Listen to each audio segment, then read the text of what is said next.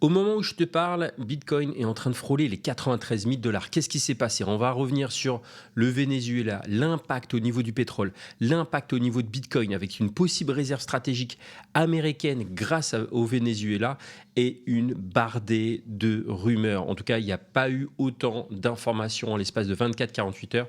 Je vais t'en parler aujourd'hui. Avant, petite mise à jour par rapport à Kojo, surtout en ce début d'année. Remplis le journal ici d'investissement. Je te mets tout le lien d'inscription pour accéder à l'application et on l'améliore de jour en jour. Tu vois ici, on a fait apparaître la tendance d'investissement BTC. Quelle est ma vision long terme, moyen et court terme? Quelle est ma stratégie sur ces visions-là? Tout est détaillé ici, jour après jour. Comme ça, tu sauras exactement si c'est un moment pour accumuler, acheter ou vendre. Fini les indicateurs RSI, etc., MACD très complexes. Là, ça sera ma vision par rapport à une bardée d'indicateurs, si c'est le moment d'acheter, si c'est le moment de vendre ou si c'est le moment d'acheter. Tout ça, tu l'as sur l'application Kojo, tu as le lien en description et on va pas tarder à augmenter le prix parce qu'on est en train d'améliorer l'application grâce à tous vos retours et merci en tout cas pour cela. D'ailleurs, il y a une tangème à gagner ce mois-ci, donc n'hésite pas, il y avait un iPhone 17 Pro également à gagner à l'occasion de Noël et on fera des concours également prochainement. Mais regardons directement qu'est-ce qui s'est passé parce qu'on attaque, alors que Bitcoin a touché les 93 000 dollars, on attaque directement avec l'événement majeur de ces 24 dernières heures. Je ne sais pas si tu as suivi un petit peu la série, ça va être assez croustillant, assez intéressant de savoir qu'est-ce qui s'est passé. Mais comme tu t'en doutes, en fait, le 3 janvier, on a eu d'ailleurs au tout début des officiels chinois qui se sont rendus au Venezuela pour rencontrer le président Maduro. Et 4 heures plus tard, qu'est-ce qui s'est passé? Les États-Unis ont lancé une large frappe, même de plusieurs frappes aériennes sur Caracas. Et dans la foulée, Donald Trump a annoncé que Maduro et sa femme avaient été capturés puis exfiltrés du pays. Alors, sans rentrer dans les détails ici géopolitiques, parce que ce n'est pas l'objectif ici de la chaîne, même si on parle macro, analyse technique, géopolitique, macroéconomie, il faut quand même comprendre le contexte général. C'est-à-dire que le Venezuela est un point de tension stratégique depuis pas mal d'années, notamment pour l'accès aux ressources énergétiques, également dans un souci d'alliance politique dont la Chine et son opposition frontale avec les États-Unis. C'est pas nouveau. Mais l'arrivée d'une délégation chinoise sur place, suivie d'une intervention militaire américaine, montre bien à quel niveau justement les rapports de force mondiaux sont en train de se durcir. Est-ce que c'est une bonne nouvelle? Est-ce que c'est une mauvaise nouvelle? Tu me le mettras en commentaire. Mais ce qui nous intéresse ici, ce n'est pas de faire une analyse ici géopolitique complète, mais c'est de comprendre si cette escalade a eu un impact direct sur les marchés et si oui, lequel. On va regarder ça dans un instant. Mais on enchaîne justement avec l'impact direct sur le marché. Là, on voit quelque chose de très intéressant parce que au moment de l'attaque au Venezuela, Bitcoin avait chuté très brièvement. Je suivais ça très attentivement dès que j'ai vu la news passer, parce que je me pose toujours la question, et peut-être toi aussi, quel est l'impact sur le marché, et surtout le marché des actifs numériques. Mais depuis, il a complètement été inversé. En tout cas, cette tendance s'est inversée. Il a même cassé les 91, puis 92 000 dollars, puis 93 000 dollars, donc plus de 3 000 dollars depuis les points bas liés justement à l'événement, 2500 dollars exactement.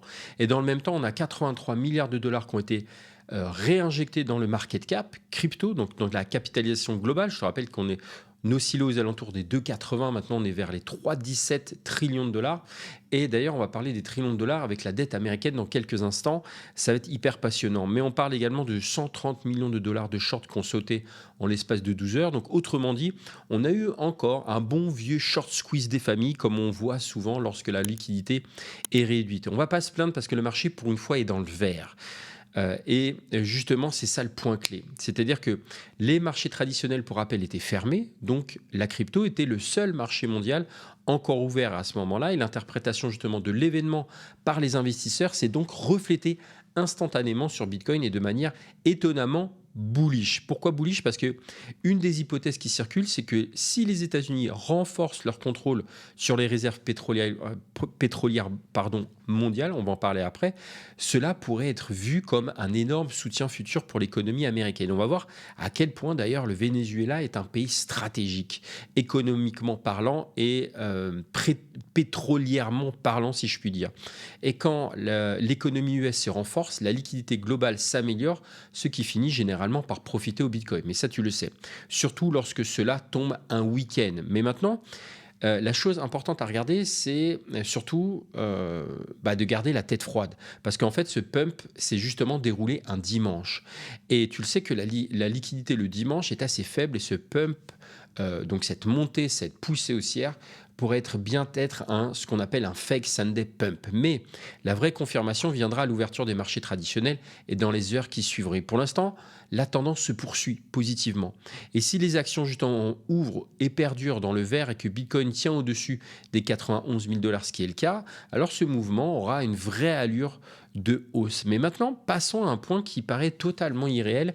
Et pourtant, en fait, ce sont les chiffres. Parce que selon les déclarations de Donald Trump, les États-Unis contrôlent désormais les réserves pétrolières du Venezuela. Et là, on parle de, tu le vois sur le chiffre ici, 303 milliards de barils. Et avec un baril qui tourne autour des 57 $, cela représente, tiens-toi bien, 17 300 milliards de dollars.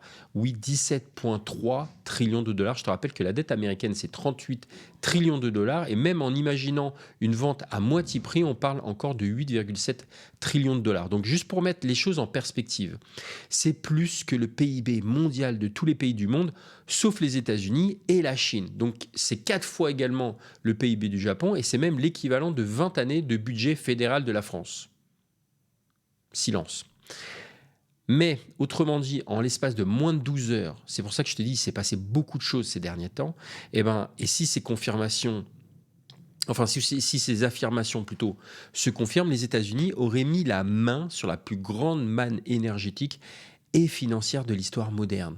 Et là, il y a peu de gens qui mesurent l'ampleur du changement politique et économique que cela représente. Et je voulais t'en parler sur la quotidienne parce que c'est mon but de te décortiquer, de t'expliquer quel est l'impact justement de cette attaque militaire, mais également économique, mais également financière.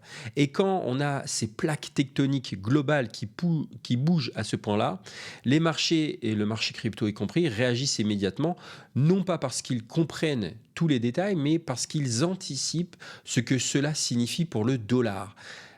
Mais également pour la puissance économique américaine et la liquidité globale. Et je pense que tu le comprends aisément. On enchaîne avec une information qui circule également énormément depuis hier soir et qui est ultra, ultra importante. Surtout, ces informations, n'hésite pas à les partager sur des groupes WhatsApp, Telegram, pour éduquer, pour informer.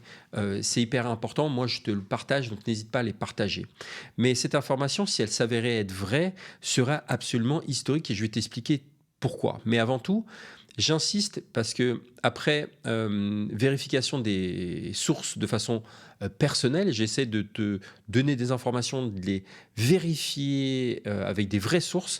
Rien n'est 100% confirmé, donc à prendre avec des pincettes parce que les chiffres que je vais te donner ici, en fait, viennent de fuites ou également de rapports de renseignements et de sources anonymes.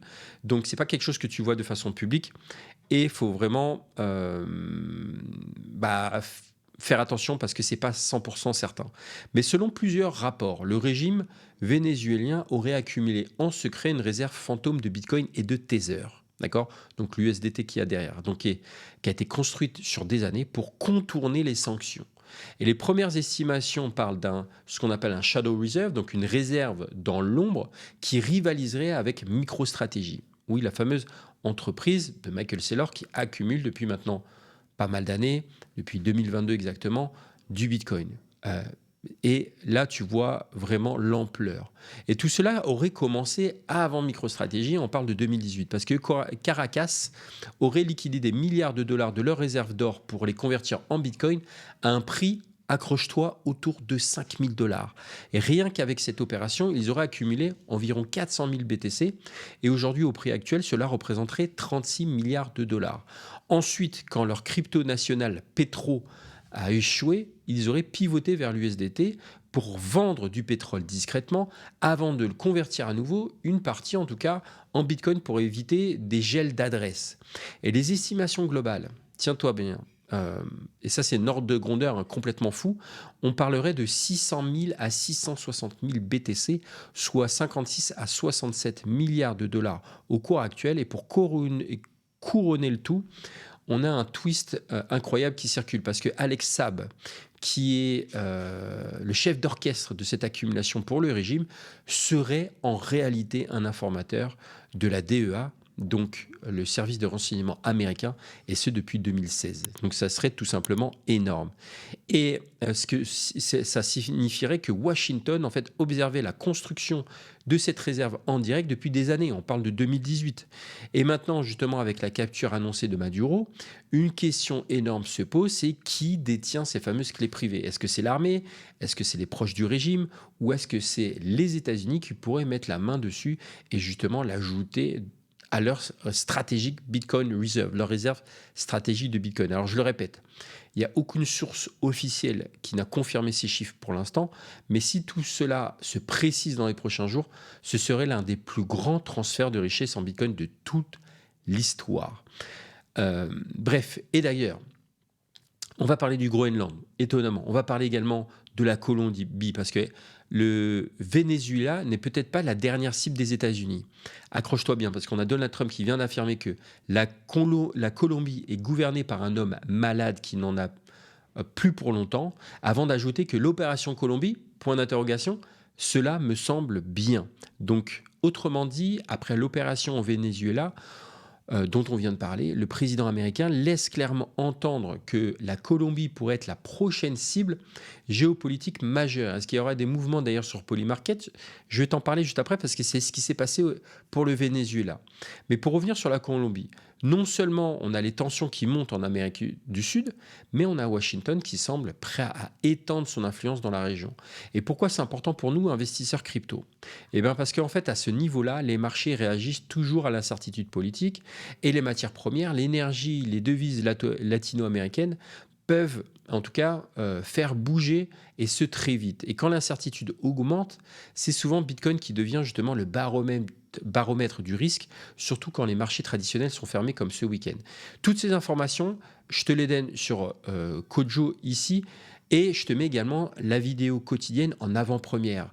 Donc n'hésite pas justement, si tu veux avoir des exclusivités au niveau de ces vidéos, de ces informations, accéder à des indicateurs hyper performants à Kojo également et accéder en fait à la quotidienne en avant-première.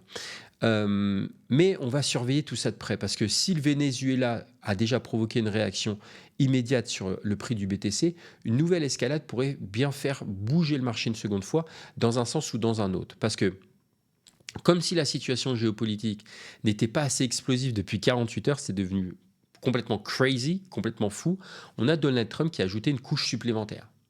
On parle du Venezuela, on parle de la Colombie, mais selon lui, nous avons absolument besoin du Groenland. Donc là, il parle des États-Unis. Et ici, franchement, quand j'ai vu cette information-là, on pourrait croire que c'est une sorte de fantaisie.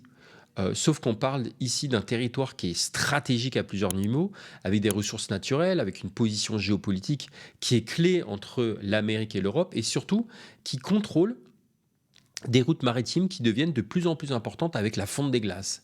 Et en effet, c'est pas une blague, parce que les États-Unis cherchent à renforcer massivement leur influence et leurs ressources naturelles, exactement comme ce qu'on a vu avec l'opération au Venezuela. Et d'un point de vue marché, ce genre de déclaration entretient un climat d'instabilité globale. Et dans ces moments-là, en fait, les actifs considérés comme des hedges géopolitiques, comme l'or, mais aussi Bitcoin, peuvent devenir très réactifs. Surtout, ce qu'il faut savoir, c'est que si les investisseurs commencent à anticiper justement une nouvelle vague d'intervention américaine, ça peut être un élément de plus qui confirme que 2026 risque d'être l'une des années les plus mouvementées de la décennie. En tout cas, ça commence très fort cette année. Également, on a un élément assez troublant, si je puis dire, qui est passé assez inaperçu, mais qui mérite clairement d'être relevé. Encore un. Parce que quelques heures seulement avant la capture de Nicolas Maduro, il y a 3 portefeuilles sur Polymarket qui ont placé des paris massifs sur l'éviction du président vénézuélien. Et résultat des comptes, on parle de 630 484 $, de gains cumulés. Et le plus impressionnant dans tout ça, c'est qu'on a un seul portefeuille, à lui tout seul, qui a raflé plus de 400 000 dollars. Et quand on regarde justement en détail, c'est encore plus suspect parce que ces adresses ont été créées quelques jours avant et elles n'ont quasiment rien fait d'autre et elles n'ont même pas parié sur des événements en dehors du Venezuela ou de Maduro. Exactement comme ce qui s'est produit quelques heures plus tard. Donc évidemment, impossible d'affirmer quoi que ce soit à 100%, mais ce genre de mouvement soulève toujours la même question. Qui sait quoi et surtout quand est-ce qu'ils le savent? Encore une fois, on n'a pas toutes les infos, mais c'est clairement un exemple qui illustre que les insiders existent et qui sont les premiers à profiter de cette volatilité du marché. Bref, assez passionnant. Je ne vais pas passer sur l'actualité, je te mettrai d'autres détails également sur Kojo ici, mais tu me dis qu'est-ce que tu en penses du Venezuela, qu'est-ce que tu en penses de cette théorie au niveau du pétrole, au niveau de Bitcoin. Tu me parles également de la Colombie, du Groenland qui semble complètement fou. Bref, en tout cas, moi, ça m'a éclaté de faire ces recherches-là et t'en parler dans la quotidienne. C'est le but. N'hésite pas à liker, t'abonner si ce n'est pas déjà fait, aller sur Kojo, profiter justement de tous les indicateurs et construire justement ton journal d'investissement et de faire de toi un meilleur investisseur tous les jours et pas que au début d'année. Je te dis à bientôt, c'était Julien, avec un grand plaisir. Bye bye.